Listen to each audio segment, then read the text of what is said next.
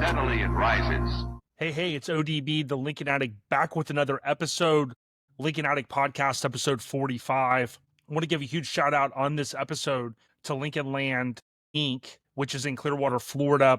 You can contact them on their website, lincolnlandinc.com or 727-446-2193. Got to thank Chris Dunn for always looking out, whether it's an old photo or trying to find this little tidbit of information. Chris is often my go-to source. So thanks again, Chris, for the friendship and your success for the past many years of being in business since the late 70s all the way until right now, 2025 at the time of this recording. So again, thank you for coming back. Many of you have continued to come back. Some of you have found the channel here, and I certainly appreciate all of the support. Now, the last few episodes, I've only done one this year, and I spent a lot of time pulling together the last episode, which was the 64 Lincoln exterior aesthetics.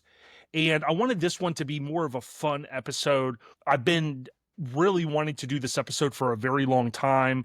I finally pulled it all together. I hope that you stick with me through it. This episode, I'm going to go over the top 10 wild 1960 Lincoln Continental uses, okay? You're probably scratching your head, hey, what does that mean? Certainly you're going to find out here. I'm going to go through the normal kind of intro with some of the key updates that I like to share. If you want to become a member here on YouTube, so many of you are listening, so thank you if you're listening through an audio channel. If you are watching via YouTube, of course, you get a enhanced experience. And I want to reinforce that kind of going forward, any of the podcasts that have the normal lead up banter, those will be posted on YouTube as well for members with just the title topic as well. But I will continue to release content as I always do. But again, if you want to become a member, that's a little bit above and beyond here on YouTube. On this episode, again, I'm going to talk about the top 10 wild 1960 Lincoln Continental uses. It's a top 10. And these are fun to do. I watch a lot of them on YouTube, so certainly I'm excited about this. Now, what I'm going to do going forward is I'm going to kind of just give a quick overview, and of course there will be chapter markers. However, again, the episode overview, I'll talk about some of the Lincoln community updates, kind of just the greater Lincoln community, everything from LCOC to the kind of the custom world that we all know with Lincolns. The Lincoln market update. So kind of in the past, I've reinforced some of the sales trends or some of the cars or a car that's for sale. I'll hit upon that. Chapter 4, again, you could jump to these chapters. I'm going to talk about Lincolns in TVs, movies, and music, videos, and album covers. This one's an interesting one. It kind of ties back to a guy that was originally the lead actor in Back to the Future. For those that did not know, that's arguably one of my, if not my favorite movie of all time. It's tied. Number 5 or chapter 5, I'm going to give a shout out to some great folks, and then I will move into the main topic, which I kind of just shared a moment ago. Now, as I get into this, I want to reinforce that I want to thank our sponsor. So Devious Customs, I always talk about deviouscustoms.com. Whether you're looking to customize a Lincoln with air suspension and more, or let's say you're looking to replace window switches and you don't want to go 100% factory correct, but you want to go with something that's a little bit more modern, check out Devious Customs. Colorado Custom Wheels, I often talk about the wheels on my 64 Lincoln Continental convertible. They are produced by Colorado Custom here in the United States. They're out there in Anaheim, California. Check out Colorado Custom with no s.com. Steel rubber, I've continued to reinforce best in the business when it comes to the weather sealing on your car. These cars, the value continues to rise. And I always talk about invest in a great product like steel rubber and save those receipts, because if and when you go or someone in your family goes to sell your car, said car is definitely going to be worth more with the value add of steel rubber. Then lastly, Griot's Garage. They continue to support the car community throughout the world, including the United States. I think they're based technically up in Washington. I've had Nick on before. Best detailing products in the business, hands down.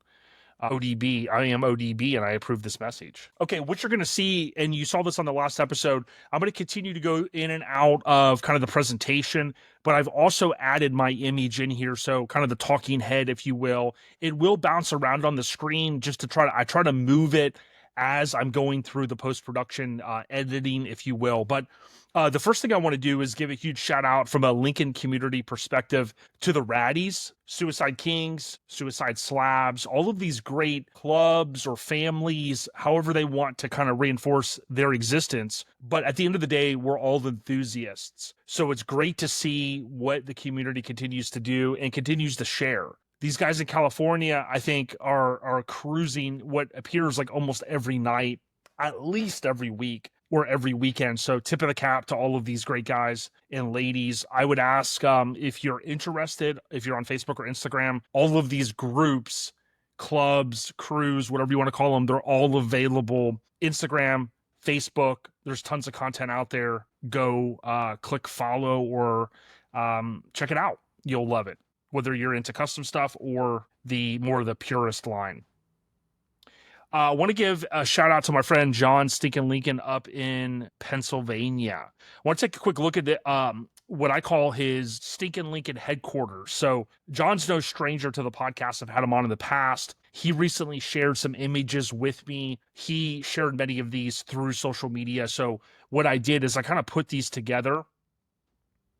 And I just wanted to basically show what he's got going on up there. Now, when I visited John in the past, I was able to visit his different locations that he's been at, but this is, basically his facility, his business. And what was super cool is he recently shared this kind of walk around of all of these convertibles there at his business. Some are customer cars. I'm assuming some are some of his fleet. His personal cars rather, and then some are, of course, are going to be cars that he's looking to sell potentially. But I always like to give a shout out to John. He's a good guy. If you're ever looking to buy a Lincoln or you need parts, he's another avenue. Certainly on the car selling perspective, he continues to come through with some awesome gems. Now, this right here, I wanted to pause it real quick. So again, if you're watching through YouTube, you're going to see this. This is his facility there in the background, and wow, is it awesome. Again, you can see all the convertibles there in front. We can see kind of the tail end of the cars there. And then here's another walkthrough kind of showing all of the different years. Now, they're not in perfect order. You saw some 64s there. There's a 62, another 64, a couple of 66s, and then you'll see a 67 here in blue, and then a 65 to round it out. Now, the cool thing about John as well is he dabbles in custom Lincolns. He owns a custom Lincoln, but he also has some of the most accurate cars. He's got a beautiful 64 sedan that's just awesome. So, again, I think that's the cool thing about our community. Some of us are purists, some of us are on the custom side, some of us are in the middle. That's kind of where I'm at, and that's what John's kind of continued to reinforce. Now, the reason why I wanted to go through all this is there's a cool video out there on his lawn, or a photo rather, and I wanted to show you this one image here at the end. And again, I just kind of pulled these together just to show everybody here on the podcast. Check out this facility, just awesome. It's all finished on the inside. A lot of times you'll see these metal buildings and they're kind of just a shell building, but he really did a great job of seeing his vision through. He's got plenty of lifts in there. And then this was a video that he had shared with me personally. And I'm just kind of showing it because it shows all of the different cars there, which is awesome. So again, just a great guy. Okay, next, Lincoln and Continental Owners Club, also known as LCOC. If we go out to lcoc.org, and you can basically go on the main page here, and you can find the national event calendar. So they've got the Lincoln Homecoming info and other events. Now, I believe next year they're only having one main event, but this next one is the Homecoming. I would love to go to it. It's this weekend at the Lincoln Motor Car Museum. I'm not going to be able to make it, and I do believe they have one in September, which is the Mid-America. Nope, that was the other one I went to. Get these down here in a second. Yeah, September 16th and 21st. I'm going to unfortunately be in Biloxi that weekend at a big car and truck show that our friend of ours hosts, so I won't be able to go. But want to tip my cap to those guys and the ladies in that awesome club and everything they continue to do. Okay, next with the Lincoln community updates, there's a concept vehicle that has been making its rounds, and a few people, my friends, sent it to me. They go, "Wow, look at this Continental!" And if you've been around Lincoln's a long time, you know this car, you've seen it. Every so often it makes its rounds on social media, as I mentioned, and it's coming up for sale in September at Mecum. And this is a 2002 Lincoln Continental. It is a concept car, folks. Many of you already know this. This car has changed hands several times. There's 34 photos out there, and I'll put a link to this auction right in the description, right? If you, for whatever reason, wanted to go buy it. Now, there's a lot with this car. I could almost do a whole episode, and maybe I will in the very near future. Before September, we'll see.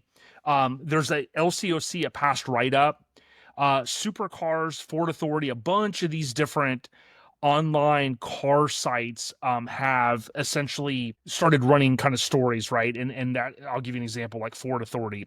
We can bounce over here, and what what their staff writers do is, they look at any kind of hot topics, things that are floating through social media and really gaining steam, and of course they're going to want to write an article about it to drive traffic to said website, and that's how they get their advertising dollars and whatnot. This is a very neat car, and I will tell you that, again, it has sold in the past, okay? We can even look right here, and I'll give you a little bit more information. Again, I'm not going to go crazy in detail on this, but I think it's definitely an interesting topic, because oftentimes these concept cars are crushed and they are no longer in existence, right? That's often what happens. Now, it is taking a second to load here, and what I may do is abort that mission, and I'll kind of share a couple of things with you here. Now, as an example, this car basically has a 414 horsepower V12 engine, and it's mounted to a 6-speed auto trans. I don't want to go over a lot of details. That's one of the big ones. The doors open to 90 degrees, so the ease of ingress and egress, kind of entering and exiting, if you will, was one of the main selling points of this, quote, pillarless. It's a concept car with a bill of sale, I believe, and it's inoperable. So it's inoperable electronics and a powertrain that, quote, does not run. That's the way it was before, and I believe that's the way it's being sold now as well. Now, here's the crazy thing. It's sold at RM at the Sports and Classics of Monterey auction. You can look this up, August 2010, for, get ready for it, $56,100, okay? It sold again 4 years later from the Sam Pat collection for $27,500. What will it sell for? I have no guess, because if you really look at the details, and I believe it's listed on Mecum as well, my understanding is even if you get this car running, which any great hot rod shop or fabricator or person that's into wiring engines could make it happen. They could either swap the engine out, or I'm sure get what is in there running. My understanding, though, even if you did that, there would be no way to legally register this car and drive it on the street, barring any weird loophole or anything like that. Now, you can imagine that, someone buying this at RM or, the Sam Pat collection, but these folks are buying it because it's a unique car. It's a talking piece. It can go into their, quote, collection and maybe never be seen again, unless it's at like kind of a high-end event, right? So interesting. I'd love to see what you think. Have you seen that on social media recently? Have you seen it making its rounds? Oftentimes, I think folks, they take those images and they spin it like, hey, look, this is a new Lincoln coming out. And we know that this Lincoln is now almost 25 years old. And again, it is a concept car. So crazy, right? Okay, I'm going to keep it moving right along. Next, I got the Lincoln market updates, and I'm going to try something a little bit different here. So I've got this little bit nicer of a layout. On the left is Brian Prater 64 Lincoln Continental convertible. So I want to congratulate a gentleman by the name of Phil. Phil saw my video. He was intrigued. His interest was piqued. He flew up to Ohio. So tip of the cap to Phil. I often talk and reinforce to folks, don't just take someone's word for it. Now, certainly, if you're going to hire someone, for X amount, and they're going to go take a look at a car for you, and they're going to give you their honest opinion, hey, that's between you and them, certainly. But if you're a car person or you've owned cars over the course of time, I always say get eyes on it. And on the left there, that Palomino and buckskin car, there was an asking price of $90,000. I do not know the negotiated rate. I do believe that it came in a little under that at some number, and I'm not wouldn't share it even if I knew it. But the thing that I would reinforce is, again, it's okay to ask what you want to ask for a car. If somebody is interested in it, they're going to reach out to you and they're going to potentially negotiate. If you have a hard line in the sand, you share that with them, and maybe it's a no sale with that individual. But certainly don't be afraid to sell your car and ask what you believe based upon, like, for instance, Brian talked to me and he talked to other folks, and I think some folks thought, hey, maybe he's a little strong with 90K, but he kind of said, hey, I'm going to go with my gut. That's where I want. That's, that's where I'm at. This car is rare, and he did, and now Phil owns it. The car was delivered, and congratulations to Phil. He sent me a couple of photos, so it's super cool. We're excited to see this car here in Florida, participating in our cruises, like the Tampa Kennedy Cruise every November in Tampa. Next, you had a maroon 65 Lincoln Continental convertible. This sold on Bring a Trailer for $78,000. The cool thing about this car is it had just under 100K, right? So 100,000 miles, which still isn't a lot for a car that's basically 60 years old. And I'm not going to go through the full thing here, but you can take a look at this front three-quarter shot. It's maroon, and I do believe technically it's the Palomino interior, which is pretty rare. But it's a beautiful car. If you're into maroon, it's not my favorite color, but that's not taking away the fact that some people absolutely love maroon. And I would say whoever got this car, without going through all the details, they got a nice one. And this was July 29th at $78,000. Next, we had a 66, so 1 year. And that should be 2 C's, Lincoln Continental convertible. So if you ever see LCC, that's Lincoln Continental convertible. Now, the ironic thing here is this was also Bring a Trailer, but this was a bid up to $26,000. Okay, so you're thinking, ODB. The other car you just shared was almost at 80K. This one's 1 year later. What's the big difference? Well, I could tell you, one of the commenters reinforced, and they said, we needed more activity from the seller. There's no videos, I believe, if I remember correctly.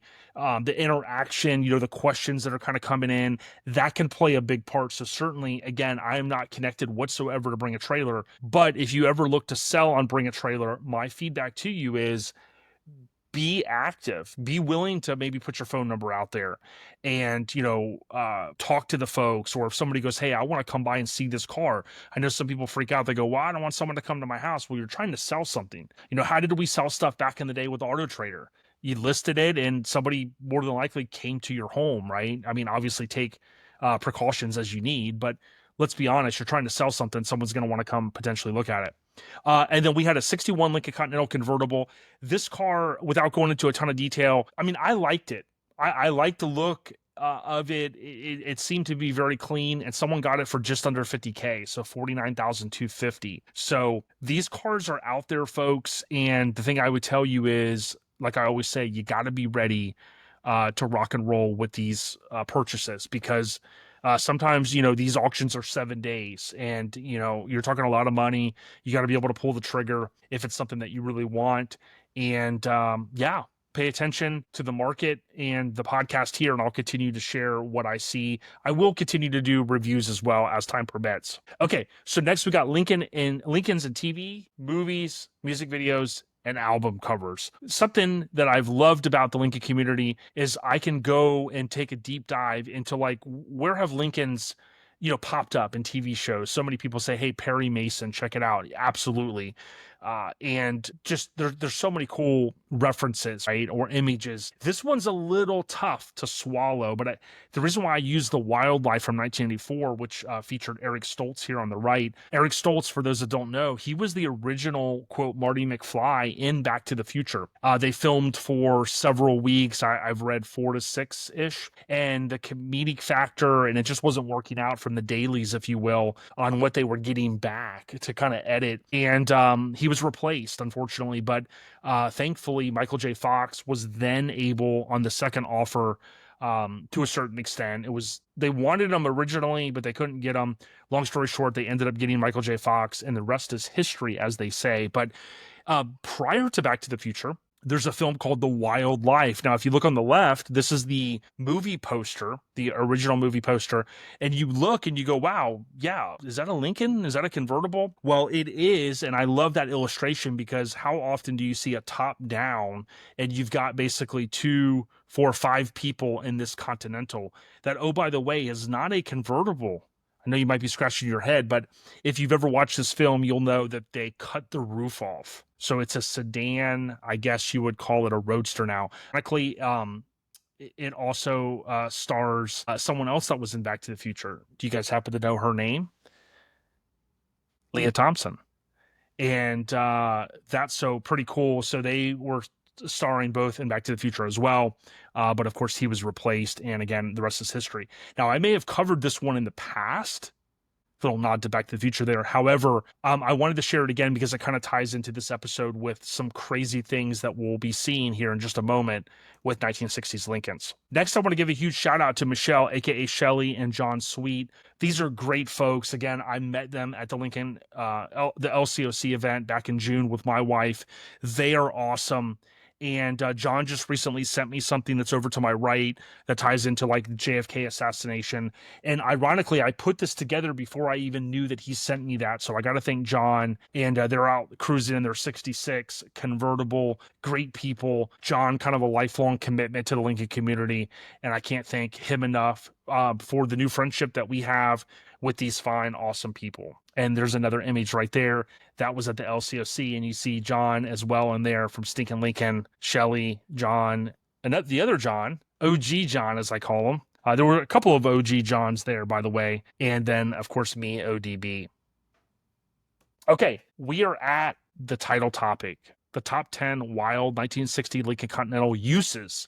Now, this is a little bit of an Easter egg because this image here, you might be looking at going, wow, what am I staring at? I'm not going to go into this car right now. I just wanted to use this image as the background for this slide with the motorcycle, okay? This was Gregory S. Vost, and it was a postcard for George W. Underwood. There's a whole story behind this car, and it's not going to be part of this, but I figured it'd be a good teaser maybe for a future episode. Yes, those are pistols for the door handles. Again, I want to thank Chris at Lincolnland. He supplied a couple of the images. I always try to credit, or I'll reinforce the credit via these episodes.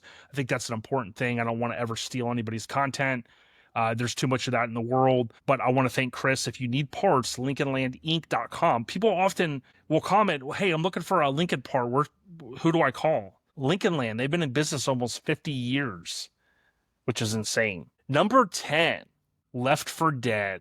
Now, I retitled this one a couple of times, and I should have warned everyone. Okay, you're going to see some very, very tough things.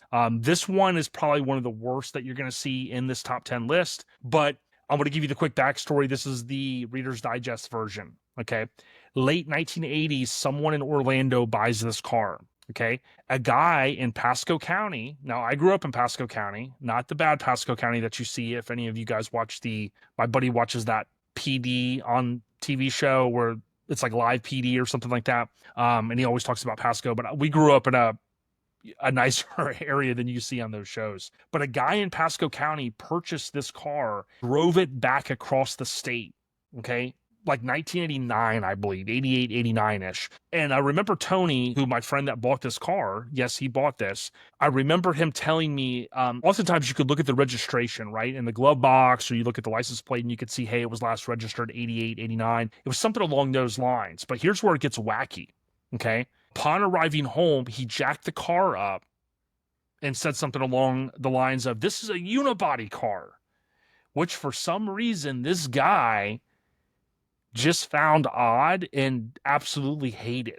No clue why. Like, was he going to use it for something? And then he's like, hey, it doesn't have a frame. Who knows? But this is the sad part of it. And again, this is one of it was one I wanted to start with to kind of put the line in the sand of some of the things that you're going to see. When these cars are left for dead, And this car sat literally 25 plus years to literally rot away.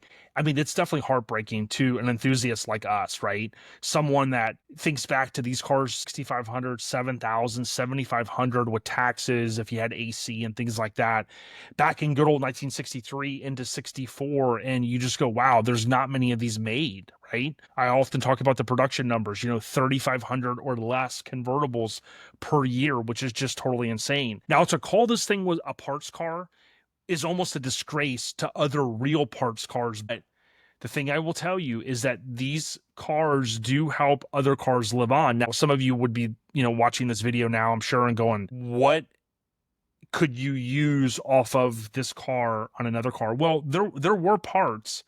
And, there's things like stainless trim. These cars will, basically melt away back into the earth, and you will see, some things like the peak moldings out of stainless that if you need a peak molding, or you've got your Continental badge on the rear quarter panel, or a door handle, or hey, somebody wants to do the flat glass or the convertible rear glass to get rid of the pillar in their sedan. Oh, guess what? This one had at least one rear window, right? So there are things, but this car was a beast to move. Now, I wasn't there when Tony originally got it. I did help him move it one time, and this thing, again, it's an understatement. But the other reason why I wanted to show you is if you think about when these cars get chopped up, and we're going to see more of that here in a few minutes, oftentimes in the past, I would see people comment like, wow, I can't believe somebody would do that to a car. Like, why would you chop a car up? Or why would you do this? Sometimes these cars are so bad and there's nothing you can do, right? I mean, you could pick some parts off and the rest basically becomes scrap that can't be used. And that's basically what happened here to a certain extent. Again, you could see door panels in some of these images, but this is one of the worst ones. Now, ironically, I remember posting this years ago, and John Cashman chimed in. Shout out to our friend John, and he said run or something along those lines. And, certainly this car, I don't care how crazy your mind is. If you think you can restore this car, I mean, you would have so much money in it. It would never be worth that. And it's ironic because if you think about some of the VW buses, we've seen those things like literally down to like just one, like a door tag, and somebody rebuilds it. And those things are worth, hundreds of thousands of dollars. Yeah, I mean, there are vehicles like that out here, but certainly this would be one that you could just never restore. It just wouldn't be worth it.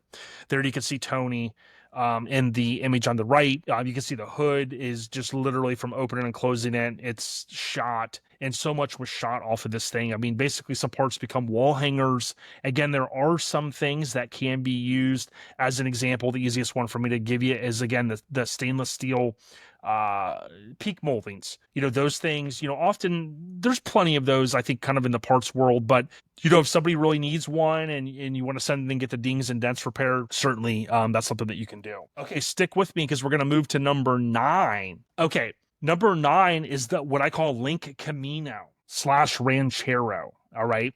Believe it or not, someone, and unfortunately I do not know who posted these, okay? If I do know, I'll always give credit. Some of these I've saved many, many, many years ago where people will repost it. But this is an odd conversion, to say the least.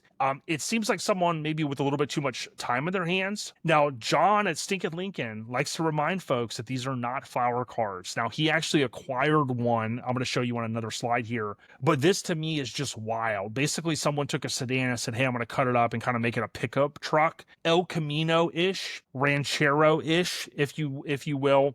If you don't know what those vehicles are, you can certainly Google them. El Camino, Ranchero, kind of the same family of vehicle, if you will. Different OEMs, of course. But, this thing looks wild. Now, we're going to see something very similar to this a little bit higher on the list, which is one of my favorites. And again, if you stick with me to the end, I'm going to tell you out of the top 10 plus one bonus what my favorite of these is. Now, let's not persecute the folks that do this, right? Some of these cars, you got to remember, when they got to like 10 and 15, 20 years old, with the gas crisis in the late 70s and things like that, people talk about you could buy these cars for $300, $400, $500.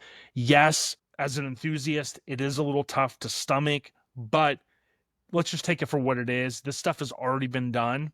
unless we're Marty McFly and we have a flux capacitor, we can't go back and change what happened. Okay. Now, I want to give a huge shout out to Stinkin' Lincoln. Okay. He took some of these photos, I think all of these, and I took a few when I was at his place, his old house a few years ago. But this is what was referred to as the Ranchero Lincoln. And John, I believe, acquired it for some time. He was able to basically become the owner of it for a short period of time, if I remember correctly. This thing is wild. People talk about, hey, it's a funeral car, it's a flower car. Our understanding was these were never used for that. Just someone with a little bit too much time on their hands, for whatever reason, said, hey, I've got an idea. And listen, I don't want to disparage anybody's ideas, but sometimes I kind of scratch my head and go, wow, a little too much time on your hands. Not something I would do. I'd love to know what you think of some of these as you're watching, if you're able, if you're not driving, maybe you're, again, watching on YouTube, leave a comment and certainly let me know what is your favorite once I get through all 10 plus the bonus. There's a few more here. Again, just very, very wild. And someone actually went and put the Ranchero badging on it.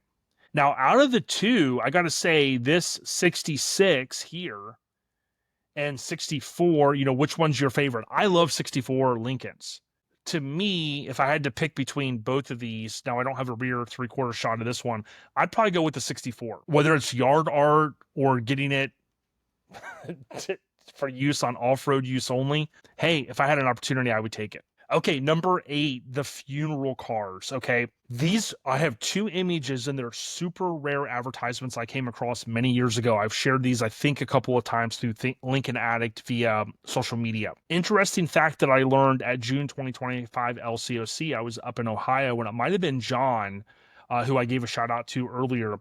It might have been him and I talking, and I think it was, and he said, hey, one thing you'll note is where it says Cleveland, Ohio. He said in the state of Ohio, there are a ton of businesses related to the funeral services, right? That whole industry. Okay, it's not an industry that I care much about, nor do I want to think about or talk about, but I thought it was super interesting. I believe there's a lot of companies in the state of Ohio that do the conversions on these cars as well. So oddly enough, if you look here, this is Cleveland, Ohio Continental Memorial Coach Sales Corp. Now, when I posted it this years ago, John Cashman chimed in and said, wow, I don't think I've ever even seen that advertisement, let alone one of these in person. And of course, if you think of the Johnny Cash song, I've been everywhere, which I recently used on a John Cashman collab post via social media. John Cashman certainly has been everywhere. So if he hasn't seen this, that's pretty dang rare. Very odd, but it falls into the weirdness of these 1960s Lincolns with this top 10 list that I'm doing. It looks like the fuel filler was over on the left side. Of course, it would no longer be on the back with this particular car. We know it's a 61, 62, 63. I believe it's a 63. I didn't think about that. It's definitely not a 61 because it doesn't look like it has the hubcaps. Actually, 62 probably. It's got the antenna in the back, which I see now, and it has no insignia on the center of the wheel cover. So now here's one more advertisement. The Continental goes professional, and the Continental Memorial Coach Sales Corp. Again, this was in a magazine called Casket and Sunnyside. Again, I want nothing to do with all that stuff. I'm just trying to enjoy my life. But number 8, the funeral car, very odd. Let me know what you think. Number 7, the Kentucky Pizza Spot. Now, a buddy of mine, Vic, has been here. He sent me an image. I've had other people share images with me, and I've got some images from online, all right? You can go on Google Maps. This place is called Spinelli's Pizzeria, and it's technically in Kentucky. Now, when my friend Vic was up in Indiana at a truck show, they drove not that far, and they went to this place, okay? And he sent me one of the images, but the thing I will tell you is I got to go here one day. And the reason for it is this. Okay. Now I know, again, we don't want to disparage anybody for doing what has already been done, but since it's already been done and I can't change history, I will say this is pretty neat. You basically have a 68 Lincoln sedan that has been converted into a booth, right? So if you think about going out to eat, going to the pizza spot, going to your local restaurant, some of them have these cool different booths. I'm sure you've seen them over the years, depending on your travels. And then here you go. This one is pretty crazy. Now, we know it's a 68 because of the front turn signal. okay, in the bumper. We also know it wouldn't have been a convertible because 68 didn't have convertible, and the convertible would have the opposite opening of the deck lids. Again, pretty cool. The doors open, there's a table. I mean, imagine someone cutting the car up to make this. And again, not that I approve of this, but I do think it's pretty cool in hindsight. Number 6, the Wisconsin bar. Now, I reached out to these folks recently. Unfortunately, they have closed. But this was called Service Brewing, which was an old, you could see here, gas station, filler station. There's different kind of terms that people use for them, mechanic spot, if you will. And I believe this place closed a little over a year ago. I think it was online for sale. The facility was. The crazy thing is I have not been here, and I reached out to them, and this has got to be one of the neatest things I've seen. Now, again, in hindsight, someone took a 61 Lincoln and they made it a bar, which is just pretty crazy to me. And online, I think in the sale of this property, they had mentioned that it was a 62 Lincoln, but of course we as aficionados know that this is a 61 front end. You can see the lights would have been hooked up there to run, and it's pretty cool. Now, presumably they cut, like right, the car in half, if you will, and then they took the front end and then they turned it, and that's where you get this kind of layout here. So these are a few images from when this place, I believe, was for sale. I saved all of these, and you can see a California plate. Again, very neat. In hindsight, I'd love to own this. I wouldn't be like the guy that wanted to cut it apart, but I do think it's pretty cool, and he was not willing to sell. Now, I included these other images because I thought this was pretty neat. Just you think of a service station, kind of old school bar, go get you a cold brewski or whatever, and go enjoy. And this to me was a cool spot. So I had to share that. Number 5, the Lincoln couch. Okay. So on the right is my 65, A65, I should say, that I own.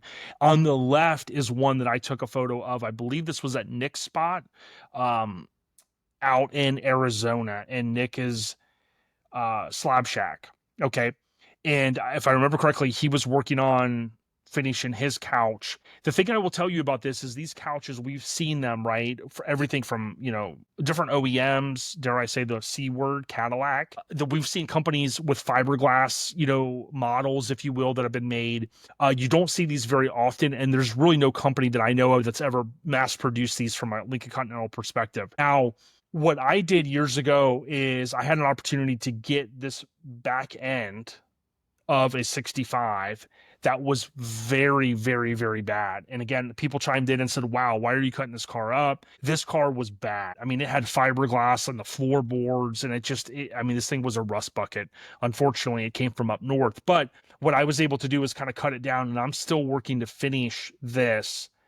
In the future, I'd like to debut it, but I've got some cool ideas for it. But I had to include the Lincoln couch. Now, here was one that I had an opportunity to snag a few years ago, but unfortunately, the person would not ship. We could tell this was a 64 rear, and some people would scratch their head and go, why would anybody do this? Well, again, if you've got a car that's smashed, and maybe it, like Chris at Lincolnland, all these years having to demolish,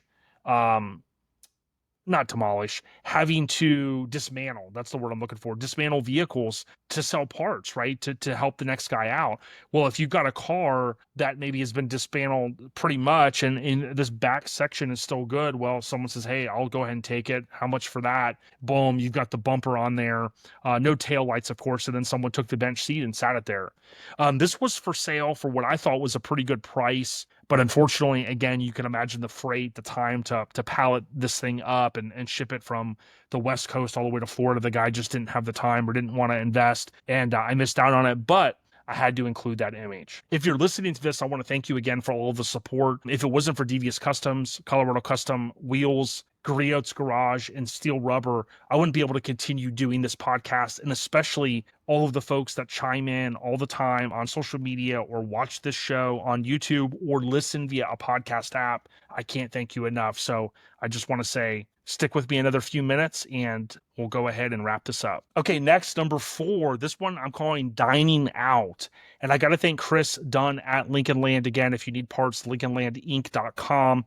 This is so cool. I ran across this image in an Continental Comments, which is the LCOC publication back from 1992 when I acquired a pretty complete collection of that publication. And I reached out to Chris, and Chris said, hey, I've got the original photo. I'll send it to you, Jay. And thank you, Chris, for doing that. It was in the fourth quarter of 1992. I think that was issue 190 of the Continental Comments. And this was a place, I believe it was in Clearwater. And you could imagine, I say 1980s, but I think this photo was probably taken in 91, 92, probably 92, if Chris submitted it around that time. Chris is great with dates and he just blows my mind, but it's a 62 Lincoln Continental that, very similar to what we saw earlier with the Spinelli's Pizza, this one has been cut down into basically an area to dine. And it's pretty neat if you ask me, because you've got the lights lit up, you've got the reverse lights lit up as well. You also have the grill and bumper as a wall hanger on the wall. You've got a parrot up there. You can imagine the early 90s. This would have been where their best guests would have wanted to sit. And again, Chris Dunn, Lincolnland Inc., been in business almost 50 years. Thank you so much for sharing that. Now, here's an image from that Continental Comments. And again, here is a photo of a restaurant lounge in Clearwater called Gasoline Alley. The cozy booth is all that remains of a turquoise mist 62 Lincoln Continental convertible. The back seat and door panels were also included there in that. And to me, that is so cool. Okay, next we got number 3, which is wall art. The Lincoln boys who deal with buying, selling cars, of course, parts and service and so much more. They're out in California.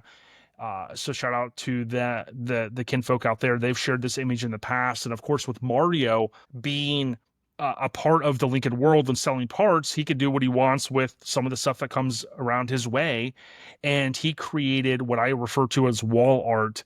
You've got the rear quarter panel, the rear and front door, and then the front fender of a 65 Lincoln Continental convertible. How do we know it's a 65? Well, because of the front turn signal there. And of course, we know this molding, the front and back piece, if you will, came along in 64. And we know that the front fender matches the rear fender, more than likely same car. So again, 65 for anybody asking at home. I think it's super cool. I've got a good amount of parts. I could do something similar, but I don't know if I'll do it. I think it's awesome though. Tip of the cap, Mario. He's on Instagram as _LincolnBoys_. Check him out. Okay, custom trailer. Steve took this image, this color photo. I reached out to him the other day and he said, yeah, I took that photo. Now, unfortunately, the gentleman that owned this setup, Frank Masi, M-A-S-I, has passed away, is my understanding. So rest in peace to him. You can see his 65 Lincoln Continental convertible, but he has a custom matching trailer. He was from Denver, Colorado, my understanding. Okay, check this out. This was in the Lincoln Continental Owners Club COC publication, again, Continental Comments, which you get, my understanding is, if you become a member of the LCOC. And I believe he submitted these images back in the day, him or his family did. And this is the one of the best images that I have on the lower right, because you have literally a car that was cut in half, right? A sedan. And this would have allowed, if he was traveling to events or, in his travels, to have all of that extra luggage space, which I think is just amazing. You had the hidden compartment in the front that you could have accessed, maybe a car cover or detailing supplies or whatever. And there's even a pad here. If you think about how some of the motorcycle trailers are built, you have this pad that you can kind of stand on, which I think is just fantastic. Easily stand up there to get into your cubby or just having fun, sitting up there, drinking a cold drink, whatever you want to do. But I have to say, this custom trailer is pretty sweet. Okay, drum roll. Number 1. Now, if you stuck with me to the end, please comment what your favorite of these is, okay? There is going to be a bonus as well, so stick with me a few more minutes and we'll wrap it up, and then you can tell me what your favorite is. But number 1 on this list of the top 10 craziest things done with 1960s Lincoln Continentals, you got to admit, whether you love or hate this episode, this list that I pulled together took a lot of time, and these images are from all over the place. But this is a 64 sedan BBQ grill. You heard that right. This last popped up on Facebook Marketplace a couple of times, and I, of course, had to save every image. This is a 64 sedan, as I mentioned, that was converted to a barbecue grill. Last I heard, it was no longer in this location. Now, I had people chiming in all over the place the past few years. Around the beginning of summer, I will post this image, and people would say, I remember that exact gas station. I know exactly where that was at. I saw the car there. It's not there anymore. It's crazy how small the world is with social media. Now, I've got a bunch of photos of this, and I'll share some of them, but I got to tell you this. We know it's a 64, although it has 65 taillights because of the front end. We also know that it is a sedan and not a convertible because of the deck lid. So the deck lid's going to open the normal way that you would imagine a deck lid opening versus a convertible would open, backwards, if you will. Why someone would do this, I have no clue. But at the end of the day, somebody did. And for what it's worth, which probably isn't a lot, I will say that it's pretty cool overall, right? In the grand scheme of things, now that it's already been done. Okay, I would never condone doing this to a car. Now, one of the good things, which I didn't share the image, we were able to see the VIN number, the VIN plate. And of course, by the time I had submitted that to the Lincoln registry, he had already entered it. So again, it allows us to track which cars are still in existence. And I think the Lincoln registry's back up because the Lincoln forum as well, which I should have mentioned earlier, is also back up. So, but yeah, these images here, just bask in this for a moment. To me, it's kind of a dagger in the heart. Like, why would you do this? But if I came across this and the price was right and I was looking for some lawn art, I might be tempted to pick it up. Now, you could also hypothetically do more with this, right? We saw the couch, we saw the trailer, we've seen different things that people have come up with, and this would be one that I'd rather this one in this particular situation become something like that versus a car that's running and driving or as a solid parts car, if that makes sense. So we got the bonus. The bonus round is the campers. Now, these custom campers are super rare. Even from a home built perspective, I've never seen one of these in the wild, so to speak. And I will tell you, these images are not easy to find. This 64 we can see was converted to a motorhome. If you think back to the 80s, like with the little Toyota pickups that have the motorhomes on them, that's what this kind of reminds me of. Of course, the Lincoln is way bigger, way more torque than a little Toyota pickup, but you kind of get what I'm saying there. Now, wait, there's more. Again, shout out to Chris on Lincolnland. This is one of my favorite images that he's ever sent me. I do believe this is a Palomino car, and he took this photo on September 16th, 1984. So tip of the cap to Chris for sharing this. This was in the Tampa, Clearwater area. I believe he had said Tampa. I tried to look up Jack Sawyer Garage, and I could not find any information on it, so I know Chris could chime in. But how crazy is this? Someone took a 64 sedan and said, I'm going to make a camper out of it. Now, remember, guys and ladies, the 80s were crazy. We know that, okay? 70s were crazy, we've heard. I loved the 80s and maybe not loved everything about it.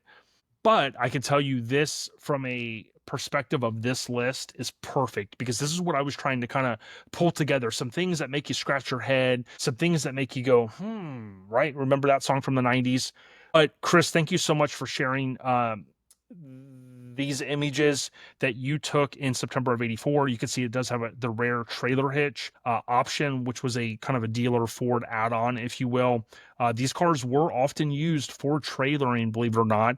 And why someone decided to go and do this versus just hooking up a trailer, we may never know, but certainly it adds a great conversation piece. And then last but not least, here is a 65, very, very rare image, similar to the 64 that I showed you a little while ago. You can see the image from inside it. The person that sent me these asked to remain anonymous, and I will tell you, this is pretty neat, though. Anytime you see this kind of stuff, now granted, I know you look at it and you go, wow, it looks like an eyesore now, but someone could make this really cool. I know Max Grundy, a few years ago, I was at SEMA, and he had brought out a new camper that he was working on, which I just thought was fantastic. So, wow, that's a little bit longer than I thought. But I had such a great time pulling this together. I had this vision in my mind for a very long time. So please let me know, what was your favorite of those? Maybe what was the one that made your eyebrow go up the most? But I would also like to know, where are you from, right? So oftentimes people, find this podcast from all over the world, which is just insane to me. Do me a favor, let me know If nothing else, if you go, hey, I don't want to comment on anything else, just comment, hey, love the show, love the podcast, or just, hey, the city where you grew up or where you live now in the state would be awesome. I would love to see that. And also that engagement helps the channel. So thank you so much for all of the support. Now, I must say, I threw on my Raddies hat real quick. Give a shout out to those guys. Love those guys. Great people. But I also want to reinforce that my favorite one out of all of these, in hindsight, after all this stuff has already been done, right? Can't change the past, is the trailer. I think that is so awesome. It's definitely unique. And if it wasn't for the Continental comments, I would have never known that that existed. That led me to finding out the photo that Steve had taken, which is kind of a different angle. It's not a black and white, which the Continental comments is. So it was pretty cool to be able to find that. And it's awesome. So I hope that you enjoyed this episode. Stay on the rise, everyone. Thanks again to Devious Customs, Colorado Custom, Griot's Garage, as well as Steel Rubber for all the support, and Lincolnland, Chris for always contributing, always having my back, and always having the parts that the Lincoln community desperately needs. ODB, another episode in the books of Lincoln Addict Podcast. Stay on the rise, everyone. Much respect. Peace.